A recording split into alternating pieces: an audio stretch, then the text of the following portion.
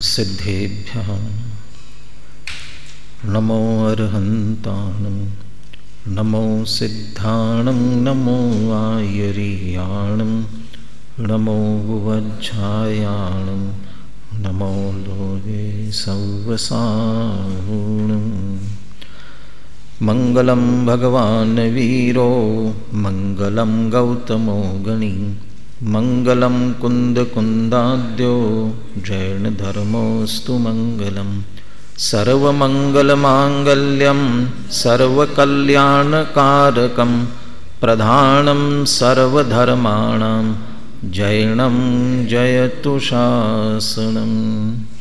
वन्दितु सर्वसिद्धे ध्रुवमचलमणोवमं गदिं पत्ते वोच्छामि समय पाहुण नमो सुध केवली भणिदं। नमः समय साराय स्वानुभूत्या चकासते चित्स्वभावाय भावाय सर्वभावान्तरच्छिदे। पुण्य पाप के भाव सब है आश्रव दुख कारण, यह आत्म आश्रव रहित परम धर्म सुख का। आश्रव अधिकार की चर्चा पूर्व में चल रही थी। पुनः विषय को अपन जोड़ने का प्रयास करते हैं। उससे पहले थोड़ी आज के प्रसंग की बात करते हुए अपने इस विषय तक आएंगे। आज क्या है? आदिनाथ भगवान का माने जन्म जयंती। तो आदिनाथ की जन्म जयंती दिन कौन मनाता है? महावीर जयंती तो सब मनाते हैं पूरे देश में, और आदिनाथ की कोई मनाता नहीं है। अच्छी बात है, बुरी बात है, कैसी बात है, ठीक है कि नहीं है? महावीर की जोर शोर से मनाते हो और आदिनाथ को भूल गए। ऐसा क्यों? महावीर की जोर शोर से मनाते हैं चूँकि भगवान महावीर का ही शासन चल रहा है।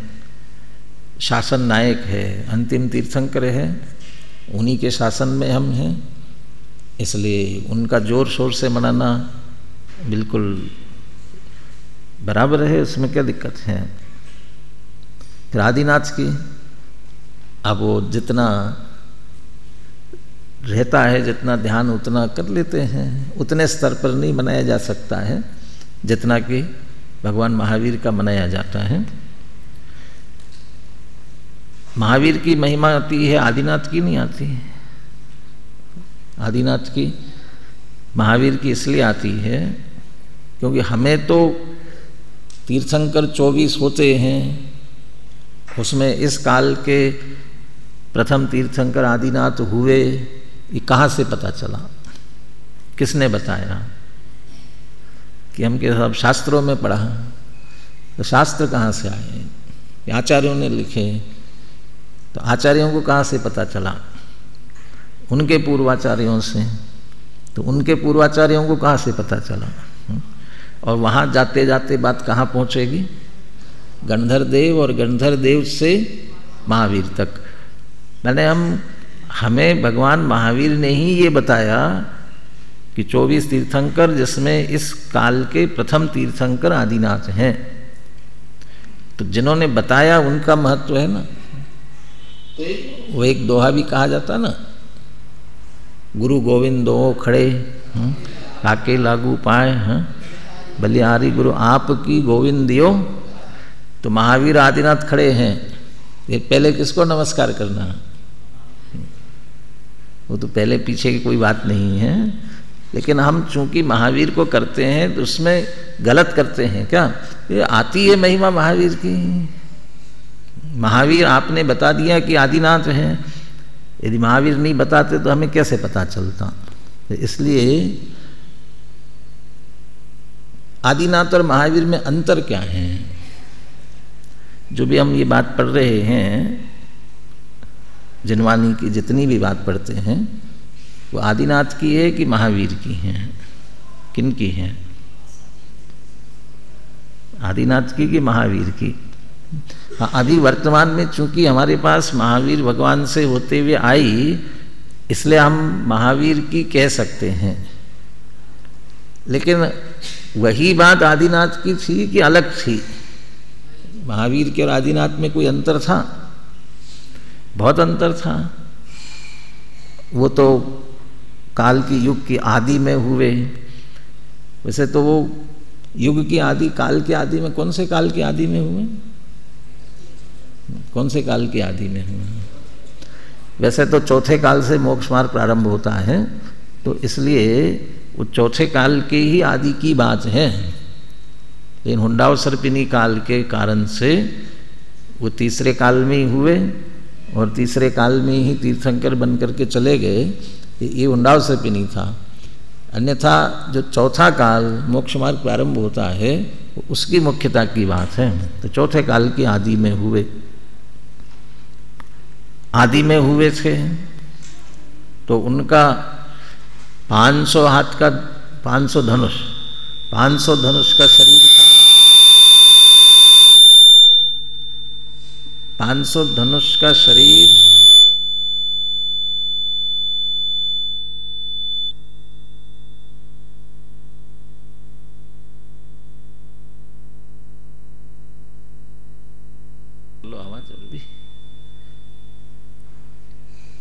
मेरे ख्याल से एक तरफ से कम एक तरफ से ज्यादा तो नहीं हो रही। आयु की दृष्टि से बात करें तो आयु कितनी? 84 लाख पूर्व की। यानी इतनी आयु, इतनी शरीर की काया, और उसके साथ साथ बाकी के बाहर के संयोगों में भी फर्क होगा बहुत सा।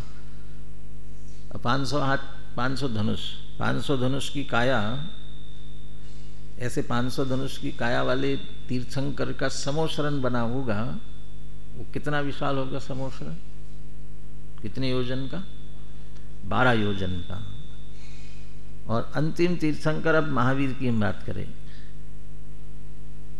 महावीर की काया कितनी थी? कितने? 5 हाथ, 6 हाथ, कितने? 7 हाथ। पार्श्वनाथ की? पार्श्वनाथ की 9 हाथ। उसको आवाज ठीक नहीं कर पा रहा हूं। पार्श्वनाथ की 9 हाथ थी शायद। अब ये 7 हाथ का शरीर। आयु कितनी थी? 72 वर्ष की। इतनी सी आयु, इतना शरीर, और समोशरण का आकार कितना? 1 योजन, आधा आधा योजन घटते हुए 1 योजन रह गया। अब 5, बस अब ठीक है, जहां है वहीं रहने दो, बढ़ाओ मत न घटाओ, ठीक है ना। 500 धनुष की, अभी फिर घटा रहे हैं। अब मैं एडजस्ट कर लूंगा, जितना जोर से बोलना कम बोलना है ना। अब वहां से छोड़ो मत। 500 धनुष की काया वाले 12 योजन के समोशरण में बैठ करके, अब वो, और वो काल की अपेक्षा से वही बात लगा लो। आदिनाथ भगवान, आज कौन सा कल्याणक है आदिनाथ का? अकेला जन्म कल्याणक नहीं है, तप कल्याणक भी है। 24 तीर्थंकरों में कभी निकाल लेना, अधिकतर तीर्थंकरों के जन्म कल्याणक और तप कल्याणक एक ही दिन है। अधिकतर, आधे से भी ज़्यादा होंगे। तो जन्म कल्याणक भी और तप कल्याणक भी हैं। तो जन्म के साथ तप कल्याणक भी माना जाए। तप कल्याणक उन्होंने दीक्षा ली थी। कब दीक्षा ली थी? 83 लाख पूर्व आयु जब थी ना, मैंने 83 लाख पूर्व की जब आयु हुई तब उन्होंने दीक्षा ली थी। अब आयु कितनी रह गई? 1 लाख पूर्व की आयु रही। दीक्षा लेने के बाद केवल ज्ञान कितने दिनों के बाद हुआ था? 1000 वर्ष। 1000 वर्ष तपस्या की कहते हैं, तो केवल ज्ञान हुआ 1000 वर्ष। तो उनका तीर्थंकर काल या ज्ञान कल्याणक का काल कितना कहलाएगा? तीर्थंकर तो वास्तव में जब केवल ज्ञान होता है ना, तब तीर्थंकर प्रकृति का उदय प्रारंभ होता है, तब वास्तव में तीर्थंकर कहलाते हैं। लेकिन वो तो भूत नैगम्य की अपेक्षा, वो उसके भावी नैगम्य की अपेक्षा वो पूर्व से ही, चूँकि तीर्थंकर प्रकृति बंधी है, इस कारण से वो पहले से ही तीर्थंकर कहलाने लगते हैं। लेकिन वास्तव में तो तीर्थंकर प्रकृति का उदय ज्ञान कल्याणक ज्ञान केवल ज्ञान होने के बाद। अब वो केवल ज्ञान हो करके अब आयु 1 लाख पूर्व, अब उसमें से 1000 वर्ष कम हो गए हैं। अब 1000 वर्ष कम 1 लाख पूर्व इतने काल तक 12 योजन वाले समोशरण में 500 धनुष की काया के साथ जो बात भगवान आदिनाथ ने कही, अब भगवान महावीर, अब बेचारे शब्द तो नहीं, अच्छा नहीं लगता है कहना, 5 हाथ के 7 हाथ का शरीर, 1 योजन का समोशरण, और अब उन्हें कितने 30 वर्ष की आयु में ना दीक्षा ली थी, और कितने वर्ष तपस्या की? 12 वर्ष तपस्या की, केवल ज्ञान हुआ। अब फिर कितने आयु बची? 30 वर्ष। तो 30 वर्ष तक समोशरण के साथ वे भी दिव्य ध्वनि का उनका प्रसारण होता रहा। अब वो 30 वर्ष अल्पकाल, यानी काया अल्प, समोशरण का आकार अल्प, और आयु भी अल्प, और उधर काया भी बहुत बड़ी, आयु भी बहुत बड़ी, समोशरण भी इतना विशाल। वो आदिनाथ ने जो बात कही वह बात बड़ी थी कि महावीर ने जो बात कही वह बात बड़ी थी? कौन सी बात बड़ी थी? बड़ी बात कौन सी थी? बड़े लोग जो कहे वो बात बड़ी होती है, छोटे जो कहे वो बात। लेकिन छोटे बड़े का आकार या प्रमाण या नाप, छोटे बड़े का नाप किस तरफ से कर रहे हैं हम? तीर्थंकर है तो तीर्थंकर की अपेक्षा नापो, तीर्थंकर पने की अपेक्षा नापो। तो तीर्थंकर किस कारण से हैं?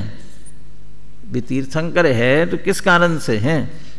अभी केवल ज्ञान के बाद तीर्थंकर प्रकृति का उदय, तो केवल ज्ञान हुआ तो अनंत चतुष्टय की प्राप्ति हुई, और उस अनंत चतुष्टय में अनंत ज्ञान, अनंत दर्शन, अनंत सुख, अनंत वीर्य। अब इसकी तुलना करो, ये अनंत चतुष्टय में, आदिनाथ के अनंत चतुष्टय में और भगवान महावीर के अनंत चतुष्टय में क्या अंतर था? थोड़ा बहुत अंतर होगा ना, थोड़ा सा। अभी इतनी विशाल काया थी, इतनी विशाल आयु थी, और इनकी तो बहुत कम, छोटी सी काया, छोटी सी आयु, तो वो अनंत चतुष्टय भी छोटा होगा ना, उतना कम हुआ होगा ना अनंत चतुष्टय में, कुछ कमी होगी थोड़ी बहुत। तो वास्तव में उसकी अपेक्षा से देखा जाए तो रंच मात्र भी अंतर नहीं था। आदिनाथ और महावीर में थोड़ा सा भी अंतर नहीं था। बाहर काया की बात छोड़ दिया, है ही नहीं उसकी अपेक्षा कोई। तो आत्मा तो एक सी है, एक है, बिल्कुल अंतर नहीं था। अब जो बात कही वो उस बात में अंतर था क्या? न तो आदिनाथ ने कही न महावीर ने कही। होता क्या है, जैसे ही केवल ज्ञान होता है, समोशरण आदि की रचना होती है, तो दिव्य ध्वनि तो सहज खिरती है। भवि भागण वच जोगे वसाय, तुम ध्वनि वह सुनी विभ्रम नशाय। तो ध्वनि होती है, तो आदिनाथ की भी ध्वनि सहज हुई और महावीर की भी ध्वनि सहज हुई। उसमें उनका राग जुड़ा हुआ नहीं था। दोनों के संदर्भ में बात कही जाती है। अब बीच के तीर्थंकरों को तो अब कितना क्या याद करते हैं, अब वो भी सभी अपने अपने राग के अनुसार याद करते हैं। अशांति हो रही है तो शांतिनाथ को याद कर लेते हैं, दुख संकट आने लग जाए तो पार्श्वनाथ को याद कर लेते हो।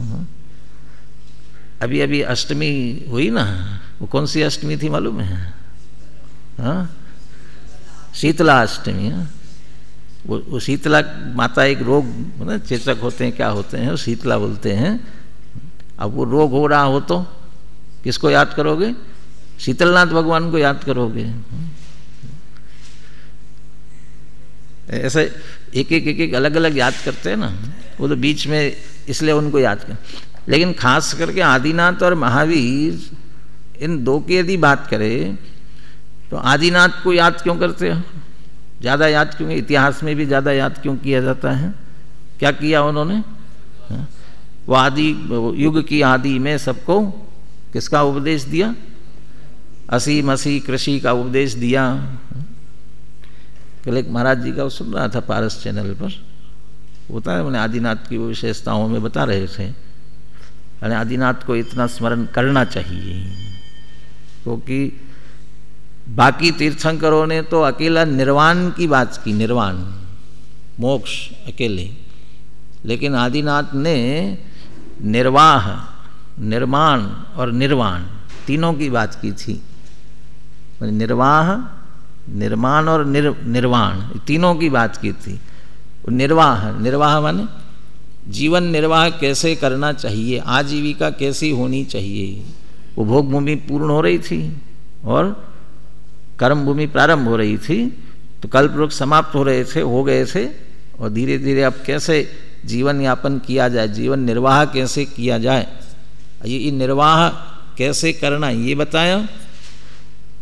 कदाचित निर्वाण को हम प्राप्त नहीं कर पाए तो फिर गृहस्थ दशा में रह करके हमारे जीवन का निर्माण कैसे हो, हमारा जीवन निर्माण कैसे हो कि हम मोक्ष मार्ग की तरफ आगे बढ़े। ये निर्माण का भी मार्ग बताया और निर्वाण का भी मार्ग बताया, वो तीनों मार्ग बता दिए। तो ये चूंकि वो असीम असी कृषि की बात प्रारंभ में उनके साथ जुड़ी, इसलिए उनको याद करते हैं।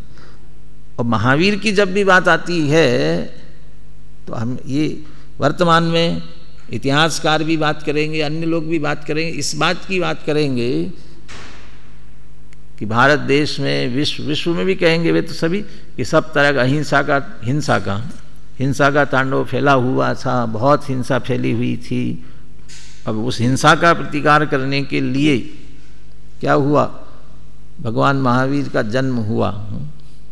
अब बीच में याद आई इसलिए वो बात भी कहता हूँ। अपन भजन भक्तियों में तो बोलते ही है, बोलना अलग बात है, लेकिन समझते क्या है? लिया प्रभु अवतार, जय जयकार जय जयकार, अभी बोलेंगे भजन, अपन भी बोलेंगे। लिया प्रभु अवतार, तो वास्तव में भगवान महावीर ने अवतार लिया था? अवतार लिया था? नहीं लिया। तो जैसे ये लोग ये कहते हैं ना, हिंसा बहुत बड़ी थी, इसलिए उस हिंसा को दूर करने के लिए भगवान महावीर ने क्या लिया? अवतार। भगवान महावीर का अवतार हुआ। तो ऐसा अवतार हुआ क्या? तीर्थंकरों का अवतार होता है क्या? बोलने हमेशा ऐसा बोला भी ऐसे ही जाता है। यहाँ गर्भ कल्याणक के दिन बोलेंगे, वहाँ से सरवार सिद्धि से चल करके माता मरु देवी के गर्भ में तीर्थंकर अवतरित हुए हैं। ये अवतार शब्द का प्रयोग तो करते हैं, लेकिन वास्तव में अवतार नहीं है। जैसा अन्य दर्शनों में अन्य धर्म वाले अवतार मानते हैं, ऐसा अवतारवाद अपने यहाँ नहीं है। अवतार किसको कहते हैं उनके यहाँ? वो पहले किसी और रूप में थे और फिर और कोई दूसरा अवतार लिया। बहुत सारे अवतार हुए हैं, है वही के वही, वे के वही अवतार ले रहे हैं। ऐसे ऐसे माने आदिनाथ ही महावीर के रूप में अवतरित हुए होंगे ना, फिर आदिनाथ ने ही महावीर का अवतार लिया होगा, ऐसा होगा। इसलिए भले ही हम अवतार शब्द का प्रयोग करें, लेकिन भाव बराबर समझे। जन्म हुआ है, हम उस जन्म लेने को ही अवतार कह रहे हैं, वो अवतरित नहीं हुए।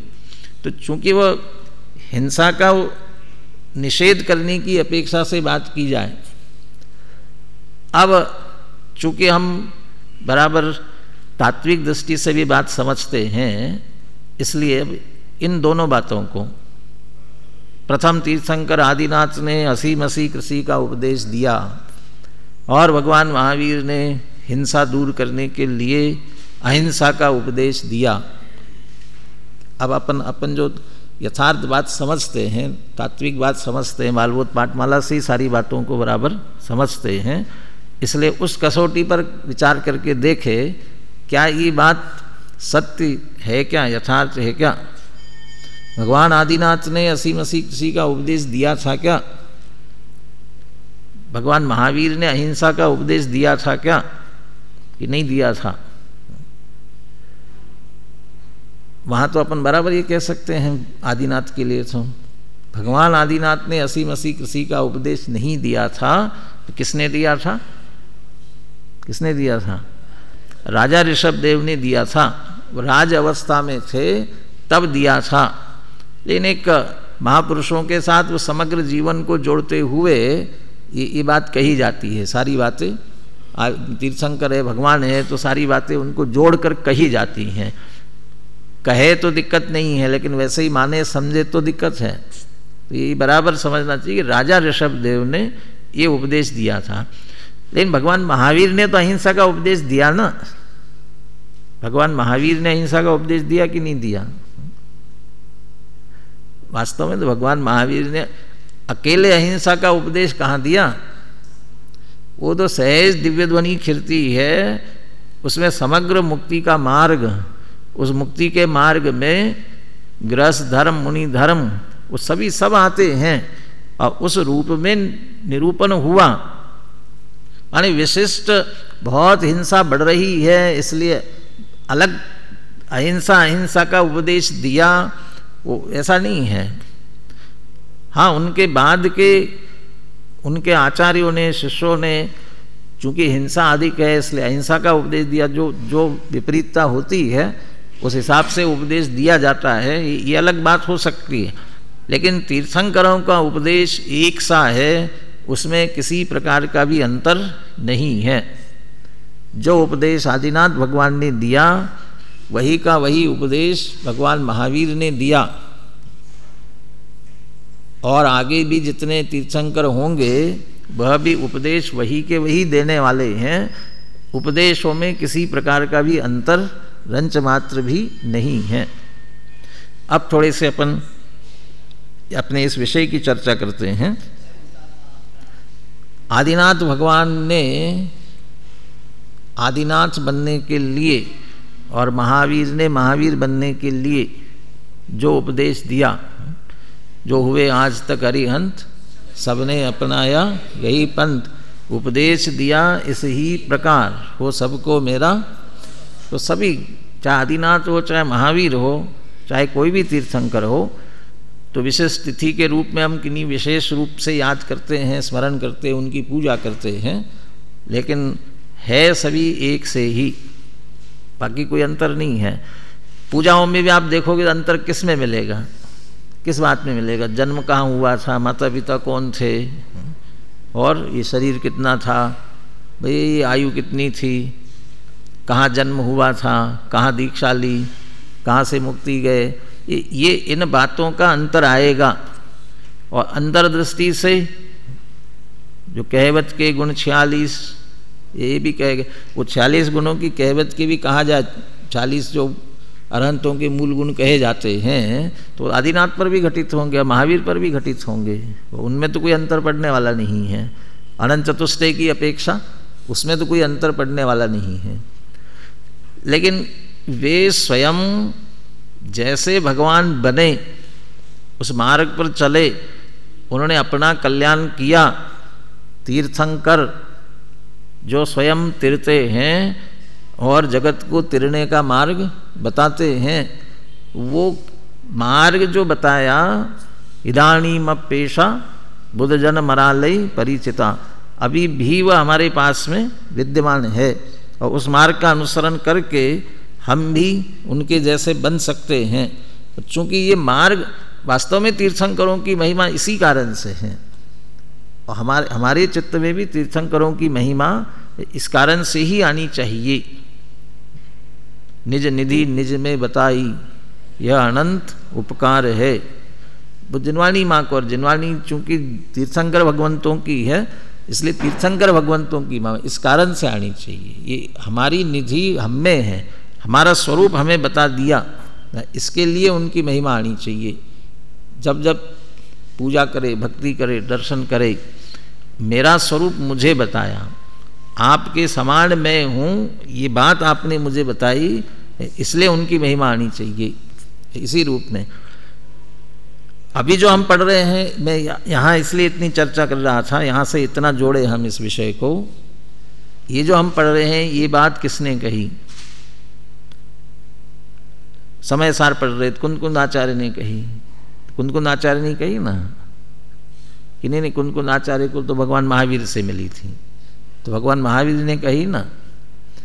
नहीं तो आज मैं कहूँगा नहीं, आदिनाथ ने कही, वो बात कह रहा हूँ मैं। तो आदिनाथ भगवान की जयंती ना आज, तो मैं महावीर भगवान वाली बात नहीं कह रहा हूँ। जो बात आदिनाथ भगवान ने कही थी वो बात कह रहा हूँ। और तब कल्याणक भी ना दीक्षा ली थी, तो जिस तत्व का निर्णय करके उन्होंने दीक्षा ली थी वो बात कह रहे हैं, वो उस बात की चर्चा है। इसलिए मैंने किसी तीर्थंकर से जोड़ा जाए तो सभी तीर्थंकरों पर समान रूप से है, कोई अंतर नहीं है। आश्रव अधिकार की चर्चा विगत दिनों में अपन ने कर ली थी, और विषय को जोड़ने के लिए थोड़ा अनुशीलन में आप पद्यानुवाद निकालें, और 5 गाथाएं अपनी हो गई है, वो 5 गाथाओं का पाठ करें तो इस विषय को जोड़ेंगे। और 168वीं गाथा तक की बात हो चुकी थी। 168वीं गाथा की बात का कलश, वहाँ से चर्चा प्रारंभ करनी है। तो 168वीं गाथा का उपसंहार हो जाएगा, और फिर कल से 169वीं गाथा से अगला विषय जो प्रारंभ करेंगे अपन। तो 5 गाथाओं का पाठ बोलिए एक साथ।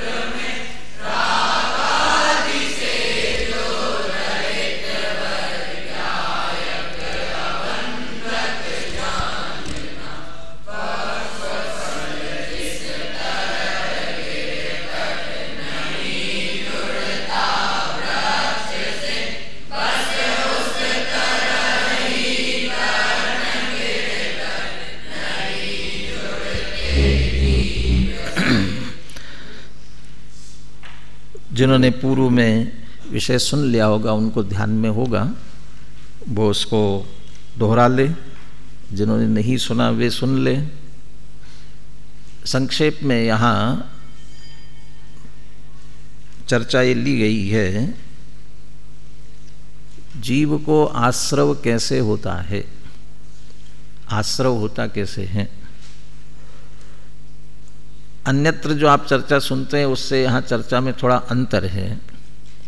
यदि जिन्होंने सुन लिया उनको मैं पूछूं, यहाँ आश्रव का कारण किसको कहा है, आश्रव का कारण किसको कहा है? चलो अब ध्यान से सुनो, यहाँ क्या अंतर है वो अंतर ध्यान में लेना। 3 कार्य एक साथ एक समय में होते हैं। पूर्व कर्म का उदय आता है, उस समय जो जीव उससे जुड़ता है, युक्त होता है उपयोग से, उसके विकारी भाव होते हैं, और उन विकारी भावों के होते ही नए कर्म आते हैं। तीन कार्य हुए। पूर्व कर्म का उदय आया, जीव के विकारी भाव हुए और नए कर्म आए। ये जो तीन कार्य एक साथ एक समय में होते हैं। अब वो जो द्रव्याश्रव जो कहा जा रहा है ना, द्रव्याश्रव, कौन द्रव्याश्रव है इसमें? द्रव्याश्रव कौन है? हमेशा हम यही, हमेशा सर्वत्र बराबर है, वो भी चर्चा कोई गलत है ऐसा नहीं है। वो जो नया कर्म आया वो द्रव्याश्रव है, लेकिन यहाँ ऐसा नहीं कहा है। यहाँ द्रव्याश्रव कहा है वो पहले का जो उदय आ रहा है वो द्रव्याश्रव। असंग आश्रव कहा उसे, अजीव आश्रव कहा, अचेतन आश्रव कहा उसे। कौन सा? जो पहले का उदय में आ रहा है वो। लेकिन वो पहले का उदय में आ रहा है वो आश्रव कहाँ? वो तो उदय है, वो उसको आश्रव क्यों कह रहे हैं? यहाँ उसे आश्रव इसलिए कहा जा रहा है क्योंकि वो नए आने वाले कर्मों का निमित्त है, इसलिए उसको आश्रव कह रहे हैं। हाँ, अभी भावाश्रव नहीं, पुराना जो उदय आ रहा है वो द्रव्य कर्म का उदय पुराना, वो उसको ही आश्रव कह रहे हैं। वो आश्रव है पुराना उदय। अब वो द्रव्याश्रव कहो, चूंकि वो असंग अचेतन आश्रव कहा गया ना, इसलिए यदि द्रव्याश्रव कहते हो वो आश्रव है। अब क्यों? क्योंकि जो नया आ रहा है उसका वो निमित्त है, इसलिए वो आश्रव है। अब ये अपने वटपटा लगेगा, लेकिन ऐसे ही कहा इसमें। लेकिन वो अकेला उदय आता है, वो आश्रव कैसे हो सकता है? तो फिर ये बात जोड़ी बीच में कि नहीं, वो जो आश्रव नए कर्मों के आने के लिए वो निमित्त बन रहा है ना, निमित्त, और वो निमित्त है इसलिए उसको आश्रव कह रहे हैं। लेकिन वह निमित्त कब बनेगा? जब उनके उदय होने पर जीव मोह राग द्वेष रूप परिणमित होगा तो वो नए आने वाले कर्मों के लिए निमित्त बनेगा। यदि वो मोह राग द्वेष रूप से नहीं परिणमेगा तो निमित्त नहीं बन पाएगा। के लिए वो जो निमित्त बन रहे हैं उनका निमित्त तत्व क्या? वो जो निमित्त बन रहे हैं ना, उनमें निमित्त पना किसके कारण से आया? ये मोह राग द्वेष के कारण से आया। माने वे पुराने उदय वो आश्रव है, क्योंकि उसके निमित्त से आश्रव होता है, लेकिन उनमें वो नए के आश्रव का वो निमित्त बने, ऐसा निमित्त तत्व, निमित्त पना किसके कारण से आया? के लिए वो जीव के मोह राग द्वेष भावों के कारण से आया। तो चूंकि वह निमित्त तत्व का निमित्त, वो निमित्त बने, इसका निमित्त जीव के मोह राग द्वेष भाव है, इसलिए कहते वे वास्तव में आश्रव है। तो वास्तव में आश्रव कौन? यदि द्रव्य कर्म को, द्रव्य जड़ कर्म को जड़ से ही जोड़ना हो ना, तो कहते वे ही आश्रव है, जीव को अलग कर लेते हैं उसमें से। लेकिन वो सीधा निमित्त नहीं बन पाएगा, उसमें निमित्त बना तब आएगा जब मोह राग द्वेष भाव होंगे जीव के। तो वो मोह राग द्वेष भाव हो तो बनता है, लेकिन वास्तव में मोह राग द्वेष भाव आश्रव है। तो चूंकि मोह राग द्वेष भाव जीव के हैं, इसलिए उसको संग आश्रव, जीवाश्रव कहेंगे। और वे जड़ अचेतन, वे जड़ कर्म के हैं, इसलिए उनको द्रव्याश्रव कहेंगे। तो वो कौन द्रव्याश्रव? अब तो यहाँ अधिकतर चर्चा पुराने कर्म के, जड़ कर्म के आश्रव, उसको ही द्रव्याश्रव कहने की मुख्यता से है। तो आगे पीछे और पढ़ेंगे तो ख्याल में आएगा। अभी जो ये 168वीं गाथा हुई है, वहाँ भी क्या बात ली कि जो पक्व फल जिस तरह से गिर कर नहीं जुड़ता वृक्ष से, बस उस तरह ही कर्म खिर कर नहीं जुड़ते जीव से। वो द्रव्याश्रव, वो आश्रव था ना, उसको आश्रव कहा जा रहा था। वो हमें उसको द्रव्याश्रव कहने में इसलिए दिक्कत होती है क्योंकि आ नहीं रहा है ना, हमारे चित्त में ये बैठा है। आए तो हम आश्रव कहें, तो आ कहाँ रहा है? वो तो पुराना पहले से बंधा हुआ है, तो उसको कैसे कह सकते हैं? तो उसे यहाँ इसलिए आश्रव कहा है क्योंकि आश्रव का निमित्त है। नए आने वाले कर्म जो आश्रवित हो रहे हैं उसका वो निमित्त है, इसलिए उसको आश्रव कहा। लेकिन वह पुनः जीव को जुड़ेगा ना, कर्म फिर से जुड़ जाएगा ना, तब तो आश्रव कहलाएगा। जुड़ेगा तो आश्रव कहलाएगा, जुड़ेगा नहीं तो फिर आश्रव कैसे कहलाएगा? जो उसका निमित्तपना, निमित्त का कार्य है, वो कराएगा तो उसको नाम मिलेगा। लेकिन जैसे पका हुआ फल यदि पेड़ से गिर जाए तो फिर से पेड़ से नहीं जुड़ता। वैसे ही क्या कह रहे हैं, वो कर्म खिर गया, वो फिर से जुड़ता नहीं है, तो वो उसको हम आश्रव कैसे कहे? तो वो जो पुराना है उसको हम आश्रव कैसे कहे? उसमें निमित्तपना भी कब कैसे देवे कि वो जुड़ता नहीं है? ये क्यों नहीं जुड़ता और किसका नहीं जुड़ता? कि वो पुराना उदय में आने पर जो उसके साथ मोह राग द्वेष से नहीं जुड़ता है उसके नहीं जुड़ता, लेकिन जो उसके होने पर मोह राग द्वेष करता है तो जुड़ जाता है। अब इतना अंतर इसमें डाल देना कि वही का वही नहीं जुड़ता है, लेकिन कर्म से जुड़ता है। कर्म आया था, कर्म फिर जुड़ा।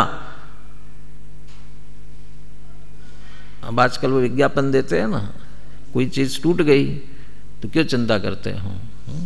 कौन कौन से बहुत सारे चीज है, क्विक फिक्स है और कौन कौन से है ना, तो जो है तो क्यों चिंता करते हो, टूट जाने दो। अब यह हाल हम जोड़ देंगे, तो कौन जोड़ेगा? जिसके पास जोड़ने के हैं, टूट गया तो तत्काल क्विक फिक्स लगा दिया और जोड़ दिया तो जुड़ जाता है, और नहीं होगा तो नहीं जुड़ेगा ना, तो नहीं जुड़ता है। अज्ञानियों के पास क्विक फिक्स तैयार रहता है हर समय, वो टूटने नहीं देते हैं। कर्म कैसे टूटे, जा कैसे सकते हैं? इधर गए और तत्काल वो तत्काल तैयार रहता है। और आजकल तो ऑटोमेटिक ज़माना है ना, तो वो भी ऑटोमेटिक सिस्टम में करके रखा है। वो कौन बार बार झंझट करे? वो टूटेगा फिर अपन उसको जोड़ेंगे, तो ये कौन करता रहे? तो बिल्कुल ऑटोमेटिक करके रखा हुआ है, वो टूटता जाएगा और इधर से क्विक फिक्स बराबर गिरता रहेगा और जुड़ता जाएगा। तो ये जिसके वह है वो जुड़ेगा, जिसके मोह राग द्वेष के परिणाम चल रहे हैं वो नहीं जुड़ता, ऐसा नहीं, जुड़ जाता है। लेकिन यहाँ तो उनकी बात करना चाहते हैं जो राग से राग रूप परिणमित नहीं होते हैं। पिछला बहुत अधिक विस्तार में नहीं जाएंगे अपन, उसमें तो ये लिया है जो एक बार वीतराग सम्यक दृष्टि सम्यक दर्शन रूप से परिणमित हुआ है, तो पुनः मिथ्यात्व रूप परिणमित नहीं होता है, उसकी बात ली है। तो जब वो पुनः मिथ्यात्व रूप परिणमित नहीं हुआ है तो बस उसके तो कर्म खिरते ही जाना है, वो जुड़ेंगे नहीं। वो पक्का जोड़ वैसा नहीं हो पाएगा, वो थोड़ा बहुत होगा, वो भी छूटने के लिए होगा, जुड़ने के लिए नहीं होगा। इसलिए उनकी बात है, वो पक्का हुआ फल गिरने के बाद फिर नहीं जुड़ता। वो जो मोह राग द्वेष नहीं करते उनके नहीं जुड़ता, और जो मोह राग द्वेष करेंगे उनके फिर निश्चित रूप से जुड़ेंगे ही जुड़ेंगे। बस इसी के उपसंगार वाला ये कलश है। कलश पढ़ते हैं, ये भी तो ना शालिनी है, कम प्रचलित है, फिर भी बोलिए। भावो राग द्वेष मोहेर्विनायो जीवस्य स्यात् ज्ञान निर्वृत्त एव रुन्धन् सर्वान् द्रव्य। मालिनी से मिलता जुलता बोलो, कैसा आएगा? भावो राग द्वेष मोहेर्विनायो जीवस्य स्यात् ज्ञान निर्वृत्त एव रुन्धन् सर्वान् द्रव्य।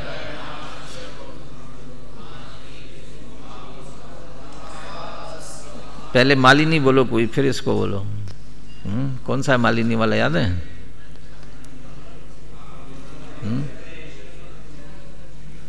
हाँ बोलो बोलो।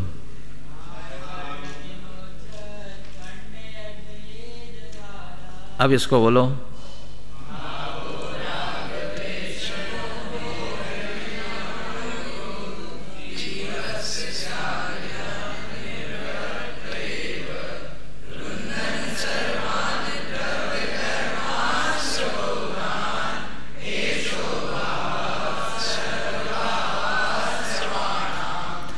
अब देखो कहाँ जोड़ा उसे।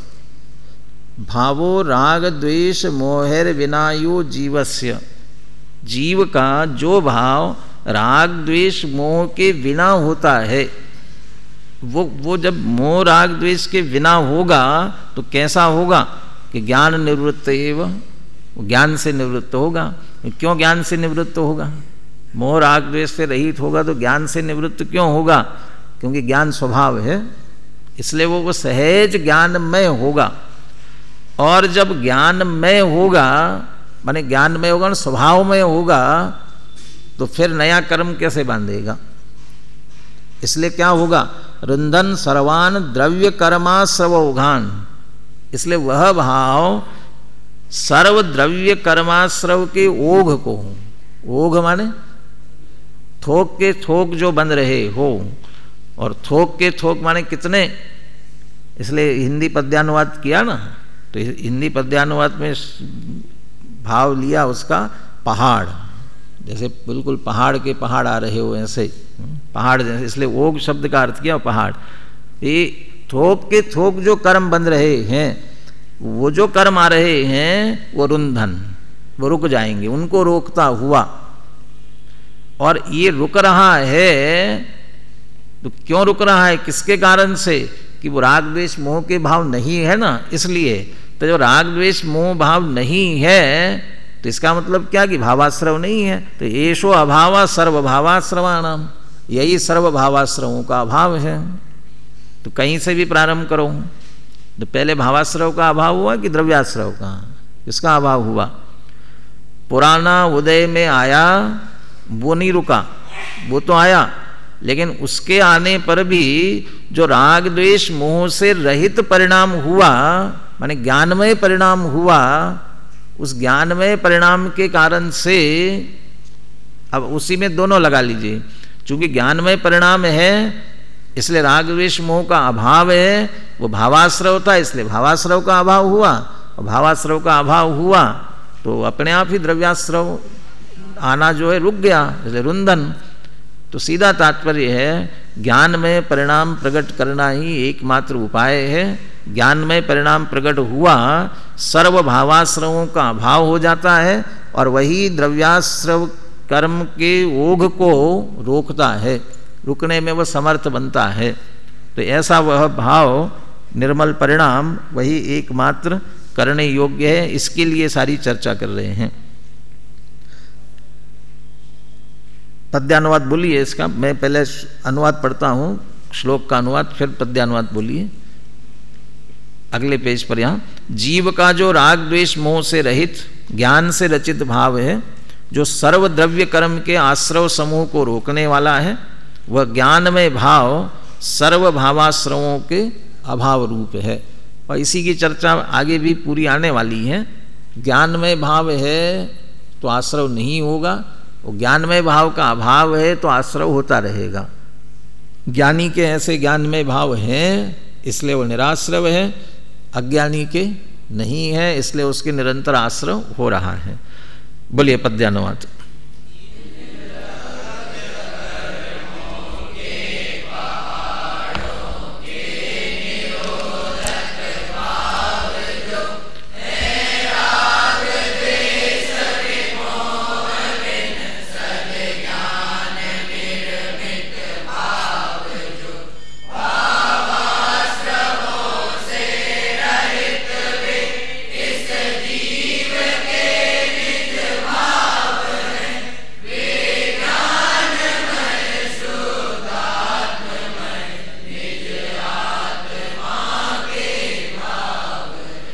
ऐसे ज्ञान में शुद्धात्म निज आत्मा के भाव वो भावाश्रमों से रहित करने वाले हैं, और निश्चित रूप से द्रव्य कर्मों के पहाड़ों के निरोधक भाव है।